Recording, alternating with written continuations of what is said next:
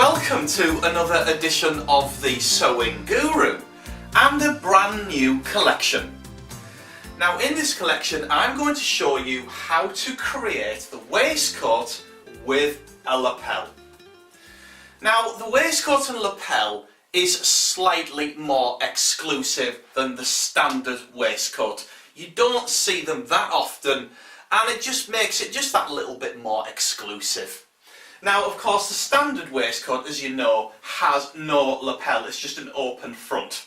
Whereas this one is going to have a lapel and a small part of the collar until it disappears into the shoulder seam at the top. Now we can create different lapel types and I'm going to cover them all as we go, and they're very easy to incorporate into our waistcoat. So you can have a standard notch collar lapel, just like that you see on a jacket, and also a peak lapel, again like you see all of these lapels on jackets, and also you can have a shawl collar as well. And like I say, they're very easy just to incorporate into the design of your waistcoat. So in this particular video I'm going to show you about all of the equipment that you're going to need to create your waistcoat. Okay, so here I am at my pattern table and I've got all of my equipment laid out together with my fabrics and fusing and everything else. And I'm going to cover all of the things you're going to need briefly, because over the course of the collection we are going to go into much more depth of the things you're going to need. So for instance, when we do the measuring, I'm going to then show you how to do that, and then you can go out and get the correct amount of fabric that you need for your waistcoat. When you do the pattern manipulation, again I'll be covering your pattern in much more detail. So that's what we're going to be doing over the course of this collection. So like I say, I'm going to cover a brief overview of the things you're going to need. So of course you're going to need a commercial pattern for your waistcoat. These are available in every haberdashery shop and they're quite easy just to pick up. So just a general waistcoat is fine, because I'm going to show you how to incorporate the lapel on that, or you can get a waistcoat with a lapel as a pattern already there. So it's up to you. Okay, so if you don't see a waistcoat with a lapel, don't worry, because I will show you how to incorporate that into your pattern.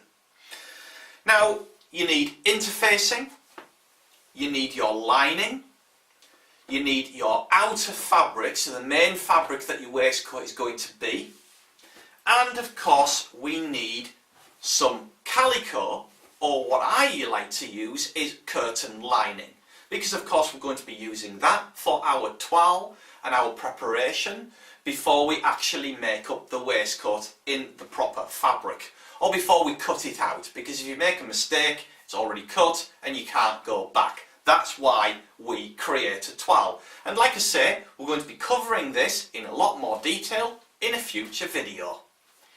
So there's all our fabrics and the interfacing, and of course you need your general accessories, fabric scissors, your paper scissors for your pattern construction and everything.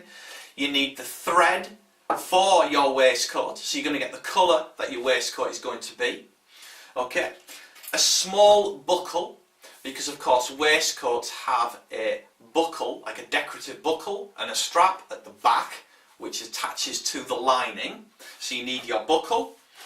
Few tape measures. Now I always like to have 2 or 3 tape measures with me. I always have one near the ironing board and the iron, so that I've always got access to that when I'm pressing something and I need to just measure that. And I also have one near the sewing machine as well, so it's just easier instead of going back and forth and taking the tape measure with you wherever you go. I mean, you can do that, but I like to have tape measures sort of dotted around, and it just makes it a lot easier for me.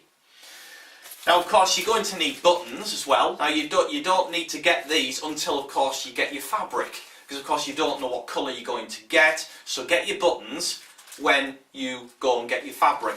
Now of course the buttons are a smaller type of button. Now if you look at a standard waistcoat, If you don't have one, just pop to the shops and just have a look to the size of the buttons that they use. They are smaller than the front of what you get on a jacket, okay? They tend to be more the size of the buttons that you would see on the fake vent or the vent sleeve of a jacket, okay? So you're looking for that size of button, okay? But of course you won't know what colour buttons you're going to get until, of course, you get your fabric. Okay, now of course you need pins and general accessories as well, which I keep in here. So again, tape measures, hand sewing needles, tailor's chalk, and so on and so forth. Okay, so all of my little accessories. But of course pins, very important, you need your pins, because of course you need that when you're pinning different parts of fabric types or pockets or whatever you're doing on your waistcoat before you sew them together. So pins are very, very important. So that's it generally. That is the basic overview of the equipment that you're going to need. Now that was the equipment that is to create your waistcoat. Now of course you do need the larger pieces of equipment as well, like a sewing machine, your ironing board and a steam iron. Okay, now of course with this collection you don't need an overlocker, because of course your waistcoat is going to be lined and all of the seams are going to be inside the waistcoat, so you don't need an overlocker for this one. So just your standard sewing machine that you're going to need. So that's it, that's all of the equipment that I've covered today, what you're going to need for your waistcoat. So in the next video I'm going to show you how we can start with the waistcoat in the form of measuring the body. So I will see you in the next video.